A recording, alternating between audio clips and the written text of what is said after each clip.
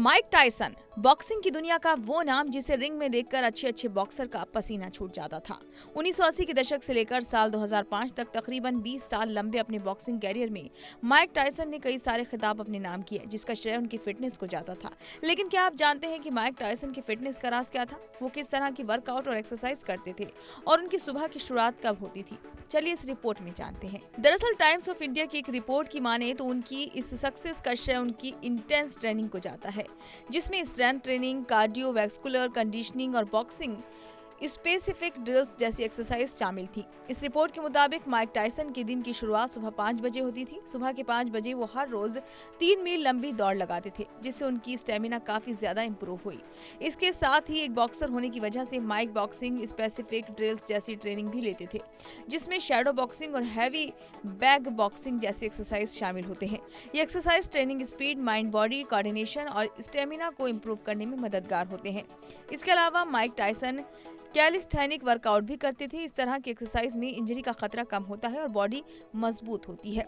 Mike Tyson अपने शरीर को फिट रखने के लिए daily push ups, pull ups, dips और स्क्वाट्स जैसी एक्सरसाइज भी करते थे। ये वर्कआउट उनके शरीर को मजबूत बनाने और इंटेंस ट्रेनिंग के लिए तैयार रखने में मदद करती थी। असल में बॉक्सिंग में गर्दन पर कई सारे पंच और पकड़ बनती है। इसमें गर्दन के जख्मी होने का भी खतरा रहता है, जिसे कम करने के लिए नेक एक्सरसाइज जरूरी है। ऐसे में जो बॉक्सिंग करना चाहते हैं उन्हें अपनी डेली रूटीन में नेक ब्रिज को जरूर शामिल करना चाहिए, क्योंकि ये एक्सरसाइज गर्दन की मांसपेशियों को मजबूत बनाने के साथ ही उसकी चौड़ाई भी बढ़ाती है।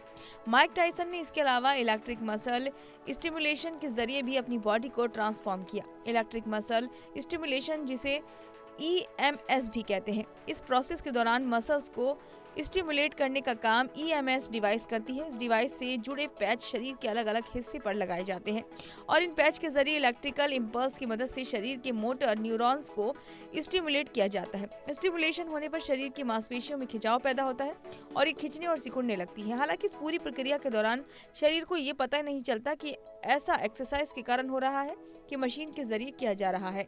शरीर को सिर्फ ये समझ आता है कि मांसपेशियां स्टिमुलेट हो रही हैं।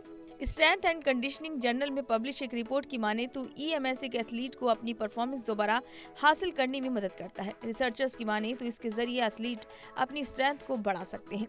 साथ ही उम्मीद है कि इस वीडियो में जो जानकारी हमने आपसे साझा की है वो आपकी काफी काम आएगी। अगर आपको ये वीडियो पसंद आया हो तो आप इसे लाइक, शेयर और इस पर कमेंट करना ना भूलें। और ऐसी ही सेहतमंद और रोचक जानकारी के लिए हमारे चैनल को जरूर से जरूर सब्सक्राइब करें। धन्यवाद।